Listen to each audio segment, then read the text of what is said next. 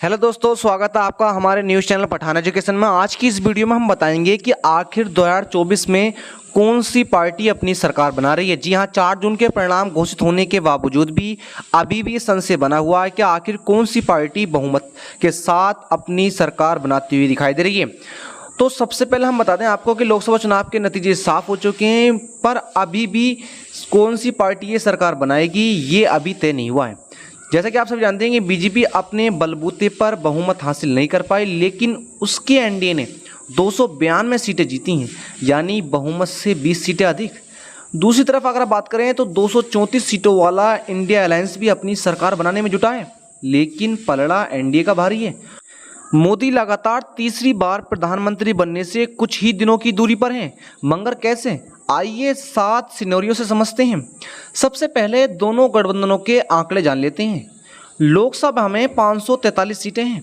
सरकार बनाने के लिए किसी भी पार्टी को कम से कम 272 सीटों की आवश्यकता होती है, जिसमें यहाँ पर बीजेपी की अगुवाई वाला एनडीए गठबंधन 292 सीटें जीत चुका है। अगर हम बात करें इनमें 292 सीटों में बीजेपी खुद अपने बलबूते पर 240 सीटें जीती, टीडीपी यहाँ पर 16 सीटें, जबकि जेडीयू यहाँ पर 12 सीटें जीतने में सफल रहा, जबकि शिवसेना यहाँ पर 7 सीटें, और भी यहाँ पर एनडीए गठबंधन की जो छोटी छोटी पार्टियां हैं उनका योगदान रहा। इस प्रकार से टोटल 292 सीटें एनडीए गठबंधन को मिली। तो आइए देखते हैं पहला सिनेरियो। अगर चंद्रबाबू की टीडीपी एनडीए का साथ छोड़ दे तो क्या होगा? एनडीए के पास कुल 292 सीटें हैं, इनमें से टीडीपी की हिस्सेदारी 16 सीटों की है। अगर टीडीपी इंडिया अलायंस के साथ जाती है तो एनडीए के पास मात्र 276 सीटें बचेंगी, यानी बहुमत से 4 सीटें अधिक। फिर भी एनडीए सरकार बनाने में सक्षम होगी। दूसरा सिनेरियो जानते हैं कि अगर नीतीश कुमार की जेडीयू एनडीए का साथ छोड़ दे तो क्या होगा? तो एनडीए के पास 292 सीटें हैं, जिसमें से यहाँ पर जेडीयू की साझेदारी उसमें 12 सीटों की है। अगर जेडीयू इंडिया अलायंस के साथ जाती है तो एनडीए के पास 280 सीटें रह जाएंगी, यानी बहुमत से 8 सीटें ज़्यादा।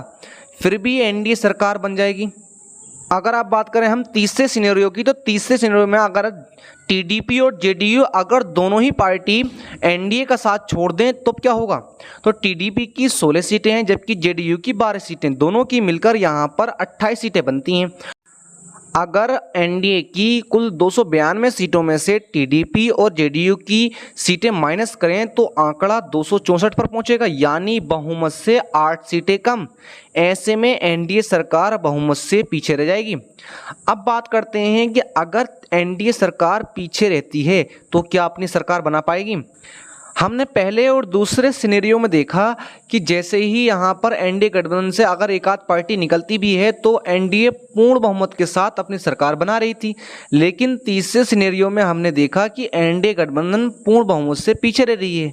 लेकिन भले ही एनडीए गठबंधन पूर्ण बहुमत से पीछे रहे, लेकिन सबसे बड़ा गठबंधन होने की स्थिति में राष्ट्रपति उसे ही इन्वाइट करते हैं जो सीटें ज़्यादा लाता है। मतलब क्या है इसका? मतलब साफ है कि अगर इंडिया अलायंस एनडीए गठबंधन से नीचे रहता है, भले ही चाहे एनडीए गठबंधन अपनी पूर्ण बहुमत नहीं बना पाए, तब भी यहाँ पर एनडीए गठबंधन अपनी सरकार बनाएगा। आइए अब देखें हैं कि इंडिया अलायंस किस प्रकार से अपनी सरकार बना सकता है।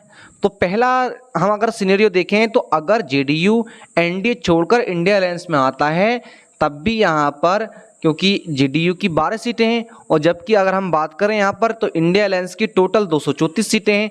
अगर 234 और 12 को अगर हम ऐड करते हैं तो यहाँ पर 246 का आंकड़ा पहुँचता है, जो कि पूर्ण बहुमत से यहाँ पर 28 सीटें कम है। अगर दूसरा सिनेरियो देखें कि अगर टीडीपी एनडीए को छोड़कर इंडिया अलायंस में आए तो अब क्या होगा? देखो, टीडीपी की 16 सीटें हैं, अगर वो इंडिया अलायंस में आती है तो उनका आंकड़ा 250 हो जाएगा, जो कि यहाँ पर पूर्ण बहुमत से 22 सीटें पीछे है। तब भी यहाँ पर इंडिया गठबंधन पूर्ण बहुमत से पीछे रह जाएगा। अब तीसरा अगर हम देखें कि अगर जेडीयू और टीडीपी दोनों इंडिया अलायंस छोड़कर इंडिया अलायंस में शामिल होते हैं, तब क्या होगा? अगर टीडीपी जेडीयू अगर दोनों अलायंस में आते हैं तो दोनों का आंकड़ा 28 बैठता है, और ये दोनों इंडिया अलायंस के साथ जुड़ती हैं तो आंकड़ा 262 पर पहुंचेगा।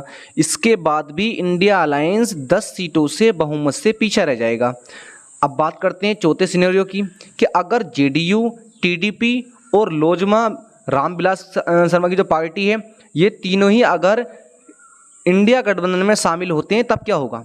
तो तीनों का जो आंकड़ा बैठता है यहाँ पर, अगर वो तीनों इसमें जुड़ते हैं तब यहाँ पर आंकड़ा 267 पर इंडिया गठबंधन का हो जाएगा, जो कि पूर्ण बहुमत से 5 सीटें कम है। यानी इन तीनों पार्टियों के साथ आने के बाद भी इंडिया अलायंस पूर्ण बहुमत से पीछे रह जाएगा।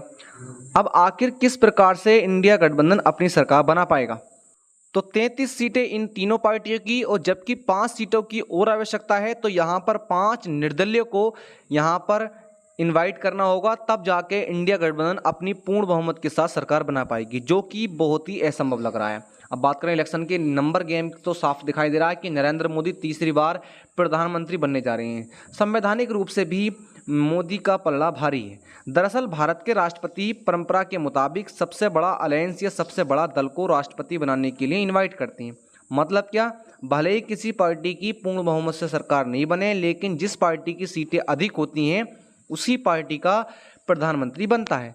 इस हिसाब से एनडीए गठबंधन इंडिया अलायंस से कहीं ना कहीं ज़्यादा सीटों के साथ आगे। इस प्रकार से एनडीए गठबंधन अपनी सरकार बनाता हुआ दिखाई दे रहा है।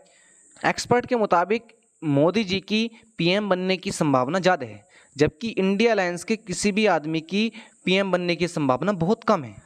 तो आप किसे पीएम बनता हुआ देखना चाहते हैं, अपनी राय कमेंट बॉक्स में ज़रूर देना। तो आज की वीडियो हम यहीं समाप्त करते हैं। अगर आपने अभी तक हमारा चैनल सब्सक्राइब नहीं करा है तो चैनल को सब्सक्राइब कर लेना। जय हिंद, जय भारत।